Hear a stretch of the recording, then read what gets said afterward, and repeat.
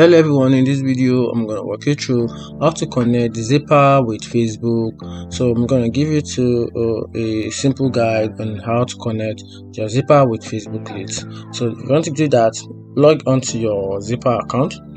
Once log in, then click on create Zag to start using new automation. After that, select Facebook lead ads. Choose the Facebook lead ads as the trigger app and log into your Facebook account if prompt. Then from there, choose the Facebook page, select the Facebook page and lead form you want to use.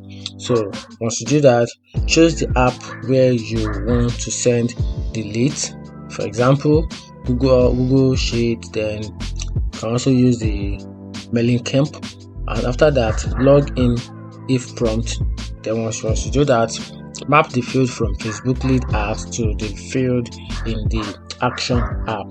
Once everything is set up, turn the Zag to start automating your lead and management, and that's it. If you find this video helpful, turn on the notification button and follow for more. Thank you.